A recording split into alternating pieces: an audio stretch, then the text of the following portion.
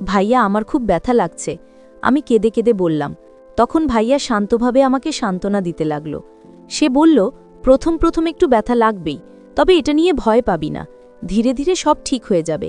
এই ব্যথা সাধারণ ব্যথা নয়, এটা একেবারেই আলাদা ধরনের অনুভূতি।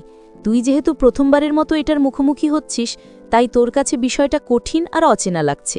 কিন্তু মনে রাখিস, এটা কেবল প্রথমবারের জন্য। একবার এই ধাপটা পার হয়ে গেলে আর কখনো এমন কষ্ট বা অস্বস্তি হবে না।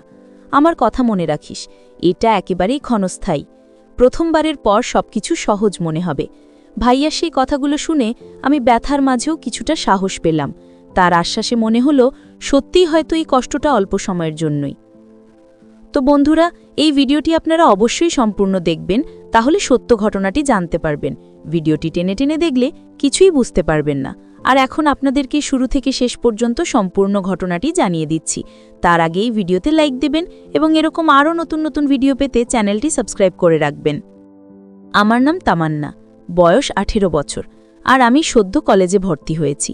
সবাই বলে আমি দেখতে খুব সুন্দরী, তাই প্রায় দেখি অনেক ছেলে আমার পেছনে ঘোরাঘুরি করে, কিন্তু আমি এসব নিয়ে কোনো গুরুত্ব দিই না। প্রেম ভালোবাসার বিষয়গুলো আমার কাছে কখনো তেমন আকর্ষণীয় মনে হয়নি। আমার বান্ধবীরা প্রায় সবাই কারো না কারোর সঙ্গে সম্পর্কে জড়িয়েছে। তারা আমাকেও প্রায় বলে, তামান্না, একদিন সময় হলে তুইও প্রেমে পড়বি, তখন আমাদের কথাই মনে পড়বে। তাদের কথা শুনে আমি হেসে উড়িয়ে দিই, কারণ সত্যি এখনও এসব আমার ভালো লাগে না। আমার পরিবারও শহরে বেশ পরিচিত। আমার বাবা মা দুজনেই শহরের সবচেয়ে বড় বিশ্ববিদ্যালয়ের শিক্ষক।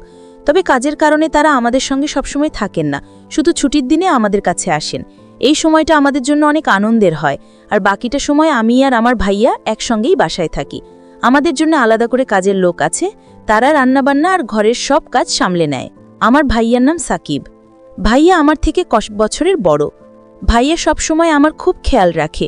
বাইরে কোথাও যেতে হলে কিংবা কোনো কাজে সাহায্যের প্রয়োজন হলে সবার আগে সেই এগিয়ে আসে। পড়াশোনায় সমস্যা হলে ধৈর্য ধরে বুঝিয়ে দেয়। ছোট থেকে আমাদের একসাথে থাকা অভ্যাস হয়ে গেছে বলে ভাইয়াকে ছাড়া আমি নিজেকে কেমন যেন অসম্পূর্ণ মনে করি। আমি আর আমার ভাইয়া সাকিব সবসময় একে অপরের সঙ্গী ছিলাম। ছোটবেলা থেকেই হাসি, কান্না, ঝগড়া সব কিছুই আমরা ভাগাভাগি করে নিতাম। বাবা মা আমাদের সঙ্গে থাকতেন না, তাই ভাইয়াই ছিল আমার সবচেয়ে কাছের মানুষ। কিন্তু একটা ঘটনা আমাদের সম্পর্ককে বদলে দিল চিরদিনের জন্য। কলেজে ওঠার পর আমি পড়াশোনার পাশাপাশি কিছু নতুন বন্ধু পাই। তাদের সঙ্গে আড্ডা দেওয়া, ঘুরতে যাওয়া, এসবের কারণে ধীরে ধীরে ভাইয়ার সঙ্গে আমার সময় কাটানো কমে গেল। আগে যে সব কথা আমি শুধু ভাইয়াকেই বলতাম, এখন সেগুলো বান্ধবীদের সঙ্গে ভাগাভাগি করতাম। এটা দেখে ভাইয়া কষ্ট পেত, কিন্তু কিছু বলতো না। একদিন হঠাৎ করে আমি একটি সাংস্কৃতিক অনুষ্ঠানে অংশ নিতে চাই। সেখানে ছেলেমেয়েরা একসাথে কাজ করছিল। আমি খুব আনন্দ নিয়ে প্রস্তুতি নিচ্ছিলাম, কিন্তু ভাইয়া বিষয়টা একদমই মেনে নিতে পারল না। সে বলল, তুই এসবের মধ্যে জড়াস না, এগুলো তোর জন্য ভালো নয়। আমি বললাম, ভাইয়া, তুমি সবসময় আমার জন্য ঠিক করতে পারো না। আমিও বড় হচ্ছি, আমাকেও নিজের মতো করে চলতে দিতে হবে। এই কথাতেই শুরু হলো দূরত্ব। ভাইয়ার মনে হলো আমি তাকে আর আগের মতো সম্মান করি না, আর আমার মনে হলো ভাইয়া আমাকে বুঝতে চায় না। ধীরে ধীরে আমাদের কথাবার্তা কমে গেল। একসাথে বসে খাওয়া দাওয়া কিংবা আড্ডাও হারিয়ে গেল। এভাবে বেশ কিছুদিন কেটে গেল। তারপর হঠাৎ করেই আমি লক্ষ্য করলাম ভাইয়ার আচরণ বদলে যাচ্ছে। আগের মতো শুধু দায়িত্ব নিয়ে কথা বলতো না, বরং আমার সাথে আরও নরম, আরও যত্নশীল হয়ে উঠল। প্রতিদিন রাতে আমি যখন ঘুমাতে যাই, সেই সময় ভাইয়া এসে আমার খোঁজ খবর নেয়, আমাকে সান্ত্বনা দেয়। প্রথমে বিষয়টা আমি বুঝতে পারিনি, কিন্তু দিন যতই গড়াতে লাগলো ততই টের পেলাম ভাইয়ার এই আচরণ একেবারে ভিন্ন রকম। তার কথা বলার ভঙ্গি, যত্ন নেবার ধরন, সব কিছুতেই যেন একটা অচেনা মায়া ভর করেছে। আমি ভেতরে ভেতরে কৌতূহলী হয়ে উঠলাম। ভাবতে লাগলাম, হঠাৎ এমন পরিবর্তনের পেছনে কি কারণ থাকতে পারে। আগে যে ভাইয়াটা কেবল কড়াকড়ি আর নিয়মের কথা বলতো, সেই এখন প্রতিটি রাতে আমার পাশে এসে দাঁড়ায়, যেন আমাকে একা থাকতে না দেয়। একসময় আমার মনে হতে লাগলো, ভাইয়ার এই অচেনা ব্যবহারটা যেন কোনো গভীর রহস্য লুকিয়ে রেখেছে, যেন সে আমাকে কিছু বলতে চাইছে, কিন্তু কোনো অজানা কারণে মুখ খুলতে পারছে না। রাতগুলো মনে হয়েছে এক একটা ছোট অধ্যায়। প্রতিটা রাতেই আমি ভাইয়ার রহস্য জানার জন্য ছোট ছোট চেষ্টা করে যাচ্ছি, কিন্তু সে প্রতিবারই কিছু না কিছুভাবে এড়িয়ে যাচ্ছে। তারপর একদিন আমি সন্ধ্যায় বই নিয়ে ঘরেই বসি। রাতে বিছানায় শোবার আগেই ভাবলাম, আজ ভাইয়ার সঙ্গে সরাসরি কথা বলে ফেলব। দুপুরে যতটা ঠান্ডা থেকেছে রাতে ততটাই সাহস জ্বলছিল। রাতে যখন সবাই ঘুমোতে যায় আমি জিজ্ঞেস করলাম, তুমি কেন হঠাৎ এত বদলে গেলে? কি হয়েছে? ভাইয়া একটু কণ্ঠ নামিয়ে মুচকি হেসে বলল, কোনো কিছু না, তুই বেশি ভাবিস। তার চোখে কোনো অস্বস্তির ছাপ দেখলাম, কিন্তু সে মুখ খুলল না। আমি যত চেষ্টা করলাম সে প্রতিবার উত্তরকে ছোট করে দিল। আমি বুঝলাম সে জানাতে চাইছেন না। রাতে যখন ঘুমাতে যাই ইচ্ছে করে চুপচাপ তার কাজের ঘরের দরজার কাছে চলে গেলাম।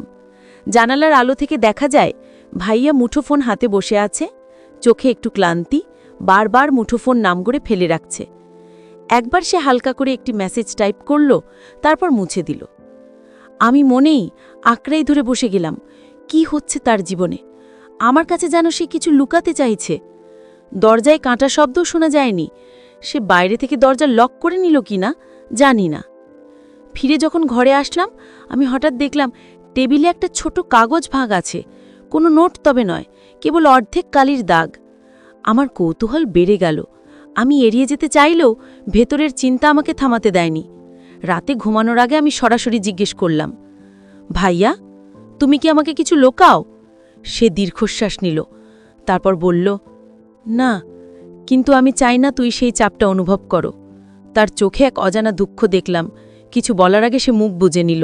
তারপর এক রাতে আমি ঘুমের অর্ধ ঘুমে আচমকা জেগে উঠে দেখি ভাইয়া বিছানার পাশে টেবিলে বসে আছে। সে একা, চুপচাপ, হাতে এক কাপ চা। আমি থেমে দাঁড়ালাম। তার দিকে তাকিয়ে সে হঠাৎ বলল, তুই ঘুমা, কথা বড় ব্যাপার না। আমি ওকে ধৈর্য ধরে বলতে বললাম, ভাইয়া, আমি যদি তোমাকে ভালোবাসি সে কারণেই তো জানার চেষ্টা করছি। সে চুপ করে রইল। তারপর অচেনা এক কণ্ঠে বলল, আমার জন্য ভালো, তাই তোর সাথে এমন আচরণ।